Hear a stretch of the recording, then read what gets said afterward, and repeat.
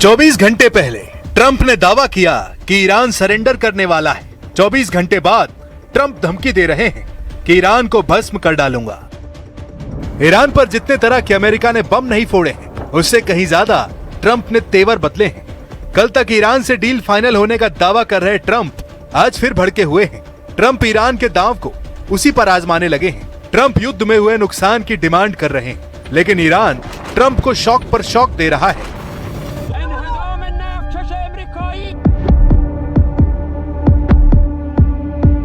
Iran ने अपने supreme leader की वॉर मीटिंग का गुप्त वीडियो रिलीज कर दिया है। यह वीडियो ट्रंप को 440 वोल्ट का झटका देने वाला है, क्योंकि supreme leader Mustafa Khamenei fit and fine है। मुस्तफा के चेहरे पर कोई टेंशन नहीं दिख रही है। उनके दोनों हाथ सही सलामत हैं। मीटिंग में सुप्रीम लीडर ने जो प्लानिंग की है, वो अब ट्रंप को डरा रही है, क्योंकि ईरान डील तो दूर की बात, अपनी नई वॉर टीम को जंग में उतार चुका है। इसके साथ एक बात और क्लियर हो गई है, वो ये कि ईरान के सुप्रीम लीडर का रुतबा बरकरार है। ईरान के सुप्रीम लीडर की हनक साफ है। उनके घायल होने और मौत की अफवाह खारिज हो चुकी है। मुस्तफा खामनेई ने युद्ध का रिमोट कंट्रोल थाम लिया है, जिससे ट्रंप का सीज फायर प्लान फुस हो गया है। ईरान की वॉर मशीनरी में बड़ा फेरबदल हुआ है। मुस्तफा खामनेई ने 6 टॉप कमांडर बदल डाले हैं। अब कौन बना किसका बॉस, जानकर ट्रंप दहल गए हैं। ईरान की मेहर न्यूज एजेंसी की रिपोर्ट के मुताबिक देश के सभी सशस्त्र बलों की कमान संभालने वाले नेता अयातुल्ला सैयद मुज्तबा हुसैनी खामनेई ने सेना के 6 बड़े पदों पर नई नियुक्तियां की हैं, जिनमें ईरानी सेना की elite Islamic revolutionary guards corps के चीफ का नाम भी शामिल है। ईरान की नई वॉर टीम में IRGC के commander in chief Ahmad Vahidi बनाए गए हैं। IRGC के डिप्टी कमांडर का नाम मुस्तफा इजादी है। IRGC नेवी कमांडर का पद अली ओमाजाई को दिया गया है। ईरान की बसीज फोर्स के चीफ अब हुसैन तायब है। ईरान के चीफ ऑफ स्टाफ का नाम अली अब्दुल्लाही। वहीं केमार्स हैदरी ईरान सेना के डिप्टी चीफ ऑफ स्टाफ है। सुप्रीम लीडर ने वॉर टीम बनाने में अच्छा खासा टाइम लिया है। उन्होंने वॉर टीम के ऐलान के बाद राष्ट्रपति पेजेशकियान से 7 घंटे तक बातें की हैं। सुप्रीम लीडर से मीटिंग के बाद प्रेसिडेंट ने दुश्मनों को उनका मैसेज दिया है। ईरान ने साफ किया है कि वो युद्ध में मजबूती से टिका हुआ है। नई वॉर टीम ईरान को युद्ध में जीत दिलाने के लिए बनाई गई है। دیدار بسیار خوبی بود. تقریبا حالا شاید 7 ساعت خدمتشون بودیم. از تمام مسائل کشور رو تونستیم با همدیگه گفتگو کنیم و خب طبیعتاً دغدغه اصلی که اونجا مطرح میشد در رابطه با مسائل معیشت مردم بود، وضعیت بازار بود، اشتغال بود، مسکن مردم. ईरान ने हरमुज पर ट्रंप को समझौते का ऐसा ऑफर दिया जिसने उन्हें भड़का दिया है। ईरान की तरफ से कहा गया है कि अगर ट्रंप हरमुज खोलने पर बात करना चाहते हैं तो उन्हें $400 अरब का दांव लगाना होगा। ईरान ने ट्रंप और नेतन्याहू से $300 अरब का युद्ध मुआवजा मांगा है। साथ ही ईरान को अपने वो $100 अरब वापस चाहिए जिसे ट्रंप ने फ्रीज कर रखा है। ट्रंप इन शर्तों को मानेंगे तब ईरान हरमुज पर बात करेगा। बातचीत में ईरान की डिमांड क्या होगी, इसका अभी कुछ पता नहीं।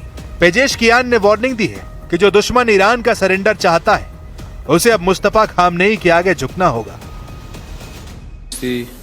با حمایت خیلی کشورهای دیگه، کل کشورهای غربی و برخی کشورهای دیگه که همه میدانیم، ولی به ایست سر خم نکنه و نهایتاً دشمن رو مجبور بکنه که درخواست مذاکره. इन नई डिमांड से बौखलाए ट्रंप ने जवाब में ईरान से उन सभी लोगों के लिए मुआवजा मांगा है जिनकी मौत कभी भी किसी भी खाड़ी युद्ध में हुई हो। 1983 में बेरूत के मरीन कंपाउंड में बम धमाका भी शामिल है। बेरूत बम ब्लास्ट में 241 अमेरिकी सैनिकों की मौत हो गई थी। यही नहीं, ट्रंप ने साल 2003 से 2011 के बीच इराक में मारे गए 603 अमेरिकी सैनिकों का हर्जाना ईरान से मांगा है। ट्रंप ने कहा है कि वो ये भी चाहते हैं कि तेहरान मारे गए ईरानी प्रोटेस्टर्स के परिवारों को मुआवजा दे। They asked for reparations, you might say, or they asked for money for the damage that we've done. I said, that's a good idea. Well, we're going to ask for money for the damage they've done over a 50-year period. Whether you go SS Cole or whether you go all of the people that were so badly hurt, so badly wounded or killed, many thousands of people. and maybe damages for the 52,000 protesters over the last 4 months that were killed in Iran. Trump के गुस्से को बढ़ाने वाला एक नया ऐलान Iran ने इसके बाद किया है। ईरानी संसद स्पीकर कालिबाफ के सलाहकार माजिद शाकेरी ने ऐलान किया है कि ट्रंप से ईरान कोई समझौता नहीं करने वाला। माजिद शाकेरी ने सोशल मीडिया पोस्ट कर सीधे शब्दों में लिखा है, ट्रंप हमारे साथ किसी भी तरह के समझौते तक नहीं पहुंच पाएंगे। हम 20 जनवरी 2029 तक इंतजार करेंगे और हम उनका कार्यकाल खत्म होने तक इसी तरह बने रहेंगे। ये ईरान का स्ट्रेटेजिक पेशेंस यानी रणनीतिक धैर्य का प्लान है, जिसका मकसद ट्रंप को युद्ध में तब तक उलझाए रखना है जब तक उनका कार्यकाल खत्म नहीं होता। ट्रंप के प्रेसिडेंट पद से विदाई के बाद ईरान अपनी ज्यादातर शर्तों को मनवाकर युद्ध में जीत का ऐलान कर सकता है, लेकिन हार्मूज 2029 तक बंद रहा तो पूरी दुनिया में हाहाकार मच जाएगा। हार्मूज से तेल सप्लाई पर लगे ब्रेक ने कई खाड़ी मुल्कों को कंगाल करना शुरू कर दिया है। ईरान की शय पर हूथी लड़ाकों ने दूसरे अहम ऑयल रूट को भी दहलाना जारी रखा है। ये लाल सागर में हूथी के हमलों का लेटेस्ट ट्रेलर है, जहां हूथी फाइटर्स ने कार्गो शिप के चीथड़े उड़ा दिए हैं। लाल सागर में बारूदी धमाकों से खाड़ी के 2 फ्रंट फिर से सुलगने लगे हैं। यही वो 2 फ्रंट बारूदी धमाकों से दहल रहे हैं। यमन के लड़ाका हूथी तेल रूट बॉब अल मंदेब में दुश्मनों के जहाजों को तबाह कर रहे हैं। इधर इजराइल लेबनान में हिजबुल्लाह को सिर उठाने की मोहलत नहीं दे रहा है, मगर मार बराबर की है। हूथी के हमले ज्यादा सटीक और विनाशकारी दिख रहे हैं। इजराइल की बमबारी भले ही भीषण है, लेकिन हूथी के हमलों का खौफ कई खाड़ी देशों में फैल रहा है, क्योंकि हार्मूज के बाद दूसरे तेल रूट का ब्लैक तबाही लाने वाला साबित हो सकता है। ईरान समर्थित हूथी फाइटर्स ने एक डेक कार्गो शिप को मिसाइल धमाके में उड़ा डाला है। लाल सागर से गुजर रहे कार्गो शिप पर हुए हमले में 3 लोगों की मौत होने की खबर है। यमन मिलिट्री ने इस हमले की डिटेल रिलीज कर बताया है कि बॉब अल मंदेब से हूथी की परमिशन के बगैर गुजरना अब खतरे से खाली नहीं है। बिअौनिल्लाहि तआला व बित्तवक्कुल अलैहि नफذت अव्वल अमलियतिन अस्करिया वذلك बिदफ़अतिन मिन अस्सवारिख अलबालिस्तिया والتي استهدفت أهدافا عسكرية حساسة للعدو الإسرائيلي الجنوبي। ईरान की नई वॉर पॉलिसी के मास्टरमाइंड कमांडर मोहसिन रेजाई माने जा रहे हैं, जिन्हें सुप्रीम लीडर मुस्तफा खामनेई ने ईरान की सिक्योरिटी का सुपर बॉस बनाया है।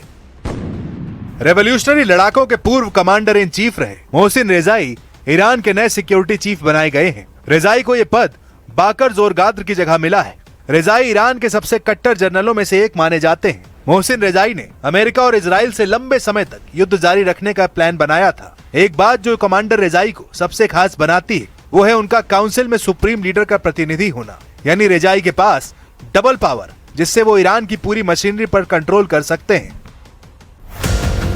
ये कमांडर रेजाई ही थे जिन्होंने हार्मूज को एटम बम के बराबर का हथियार बताया था। अब वही कमांडर ट्रंप से टकराएगा, वही कमांडर नेतन्याहू की प्लानिंग खराब करेगा। कमांडर रेजाई युद्ध का रुख किस ओर ले जाते हैं अभी वक्त बताएगा, लेकिन सीरिया में एक मुकदमे पर आए फैसले ने कई देशों की टेंशन बढ़ा दी है, क्योंकि कुछ दिनों से साइलेंट दिख रहे सीरियाई अखाड़े में फिर घमासान का ग्राउंड तैयार हो गया है।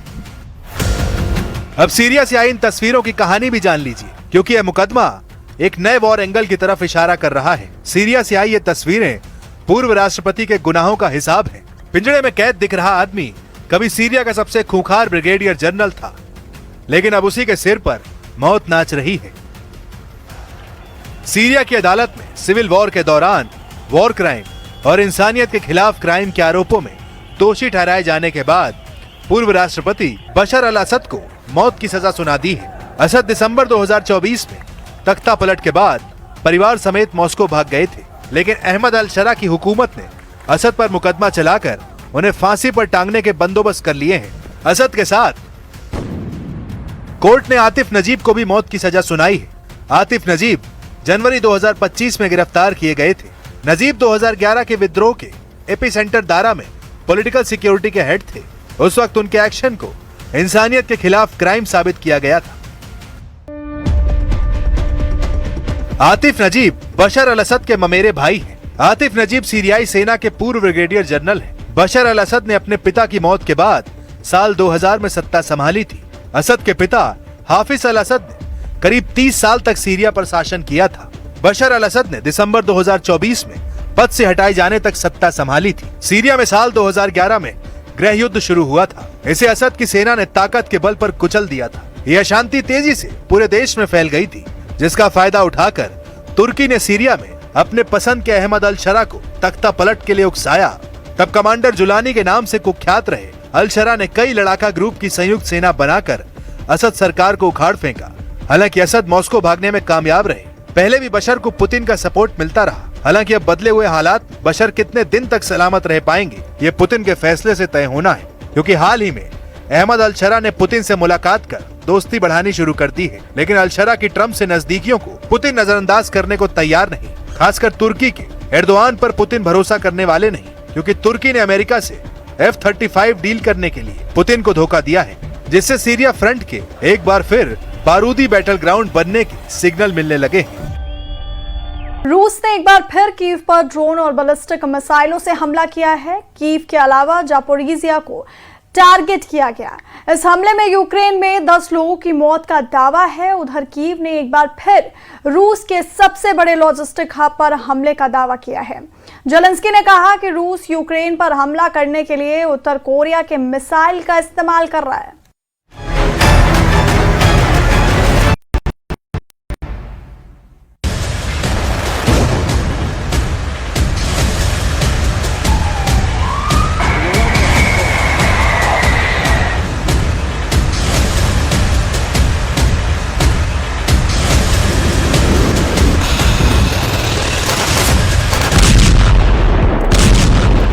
रूस ने फिर कीव को बैलिस्टिक अटैक से दहला दिया है।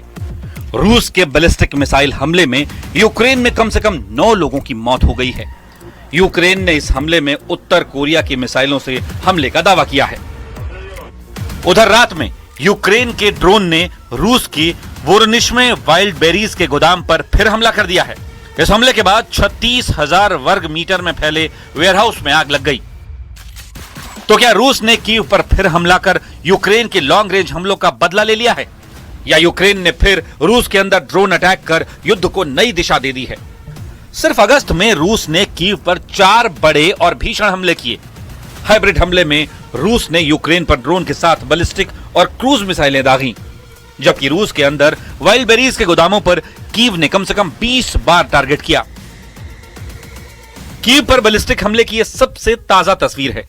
यूक्रेन का दावा है कि रूस ने बच्चों के अस्पताल को भी निशाना बनाया, जबकि हमले के बाद कीव इलाके में एक गोदाम में आग लगने के बाद अफरा तफरी मच गई। यूक्रेन लंबे वक्त से एयर डिफेंस की कमी से जूझ रहा है और जेलेंस्की ने कहा है कि रूस के बैलिस्टिक हमले से निपटने के लिए उन्हें जल्द से जल्द इंटरसेप्टर मिसाइलों की जरूरत है। इस बीच रूस के हमलों को लेकर एक ऐसा दावा सामने आया है जिसने रूस के युद्ध मशीनरी पर सवाल खड़े कर दिए हैं।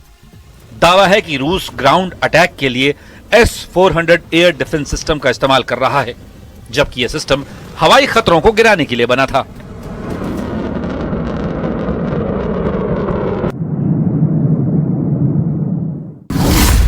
एयर डिफेंस सिस्टम को जमीनी हमले में बदलने का मतलब कहीं यह तो नहीं कि रूस की अपनी हवाई सुरक्षा कमजोर हो गई है। लगातार हमलों के बाद कहीं रूस की बैलिस्टिक मिसाइलों का स्टॉक तो खत्म नहीं हो गया।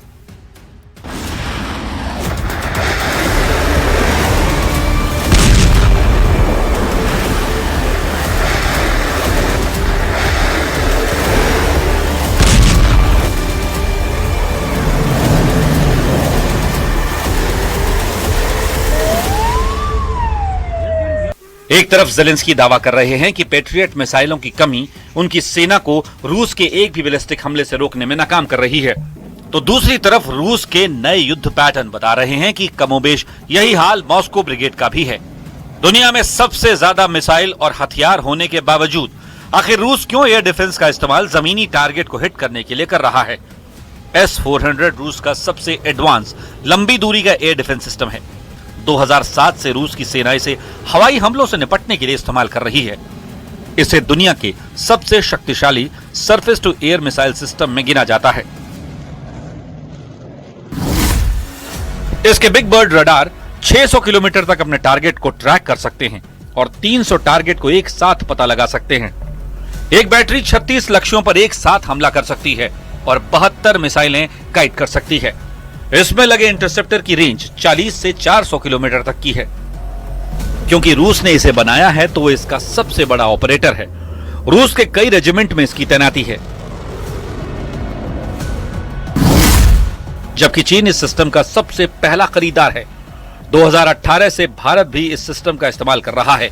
2019 में तुर्की ने इस सिस्टम के लिए रूस से डील की थी, जिसके बाद तुर्की की अमेरिका के साथ F-35 डील टूट गई। इस सिस्टम का इस्तेमाल बेलारूस और अल्जीरिया जैसे देश भी कर रहे हैं। लेकिन शुद्ध रूप से हवाई हमलों को नाकाम करने के लिए इस सिस्टम का इस्तेमाल होता है। सवाल सिर्फ इतना है कि रूस आखिर इस सिस्टम का इस्तेमाल जमीनी हमले के लिए क्यों कर रहा है? क्या रूस का बैलिस्टिक स्टॉक खत्म हो गया है, या वो एक विकल्प के रूप में इसका इस्तेमाल कर रहा है ताकि वो अपने बैलिस्टिक स्टॉक को सर्दियों में होने वाली जंग के लिए बचा सके? फिलहाल रूस और यूक्रेन में 1629 दिन से जंग चल रही है।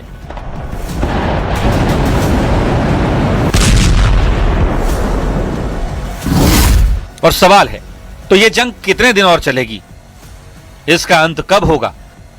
इस जंग का अंजाम क्या होगा?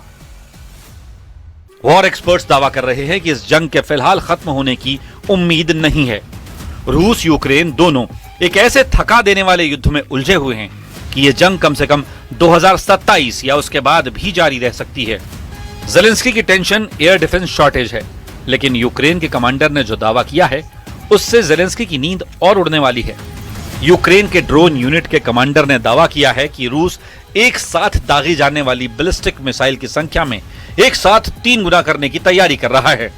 रूस अभी यूक्रेन पर हमला करने के लिए 77 मिसाइलें दाग सकता है, लेकिन दावा है कि रूस अब अपनी ताकत को बढ़ाने में जुटा है और एक बार में 200 बैलिस्टिक मिसाइलों से कीव पर हमले की योजना बना रहा है।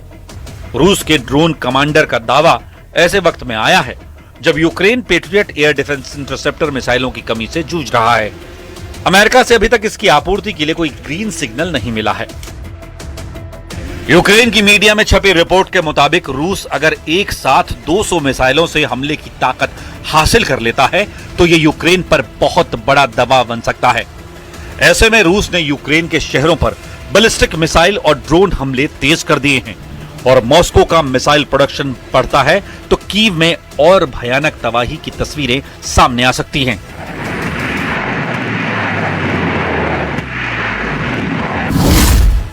यूक्रेन के खुफिया एजेंसी HUR के उप प्रमुख मेजर जनरल वादिम स्किबित्स्की के मुताबिक रूस के बैलिस्टिक हमले अब नहीं रुकने वाले हैं। दावा है कि जुलाई में रूस ने रिकॉर्ड 377 बैलिस्टिक और क्रूज मिसाइलें दागी। बैलिस्टिक मिसाइलों में से सिर्फ 29% ही रोकी जा सकी। अभी रूस अपनी उत्पादन क्षमता से 110 से 120% मिसाइलें बना रहा है।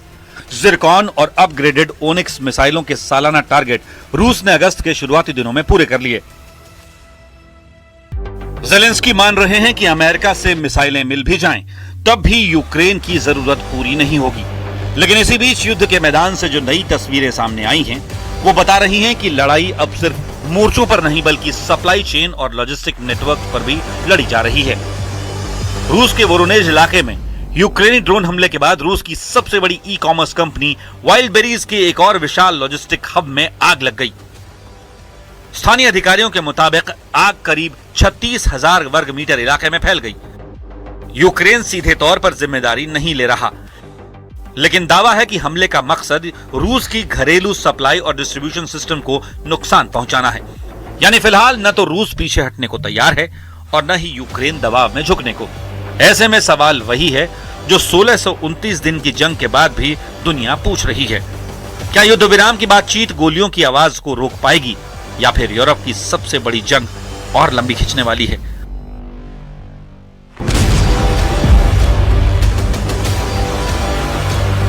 अभी यूक्रेन एयर डिफेंस में कमजोर लेकिन ड्रोन वॉरफेयर में मजबूत दिख रहा है। उधर रूस बैलिस्टिक ताकत को बढ़ाने में जुटा है ताकि यूक्रेन को एयर डिफेंस सिस्टम मिलने से पहले ही निपटा सके।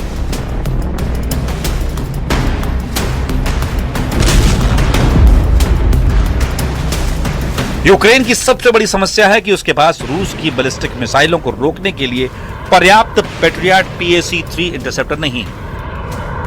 इस बीच यूक्रेन अभी अपना खुद का बैलिस्टिक मिसाइल इंटरसेप्टर विकसित करने की कोशिश कर रहा है, जिसका नाम फ्रेया बताया जा रहा है।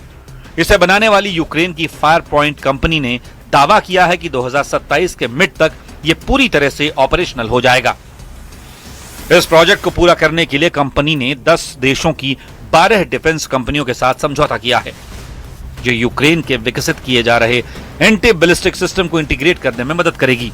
कंपनी का दावा है कि पहला इंटरसेप्टर 2027 में तैयार हो जाएगा और एक मिसाइल इंटरसेप्टर को बनाने का खर्च 11.5 लाख रुपए आएगा।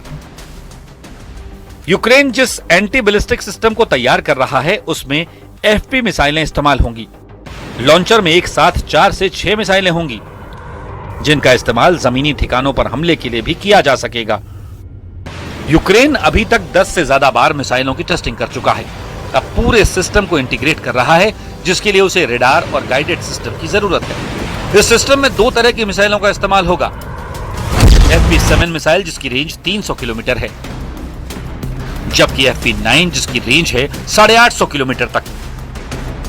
और शायद यही इस युद्ध की सबसे बड़ी सच्चाई है। एक तरफ रूस अपनी मिसाइल, ड्रोन और उत्पादन क्षमता बढ़ाकर यूक्रेन को थकाने की रणनीति पर काम कर रहा है, तो दूसरी तरफ यूक्रेन एयर डिफेंस की कमी के बावजूद नई तकनीक, लंबी दूरी के ड्रोन और अपने विदेशी इंटरसेप्टर सिस्टम पर दांव लगा रहा है। लेकिन सवाल सिर्फ हथियारों का नहीं है, सवाल यह है कि क्या रूस अपनी बढ़ती ताकत के दम पर यूक्रेन को झुका पाएगा, या फिर यूक्रेन की नई तकनीक और ड्रोन वॉरफेयर मॉस्को की रणनीति को चुनौती देते रहेंगे। फिलहाल 1600 दिनों से ज्यादा पुरानी इस जंग में न जीत साफ दिख रही है, न शांति का रास्ता। और जब तक दोनों पक्ष मानने को तैयार नहीं होते, तब तक यूरोप की धरती पर मिसाइलें, ड्रोन और तबाही का यह सिलसिला लगातार जारी रहने वाला है।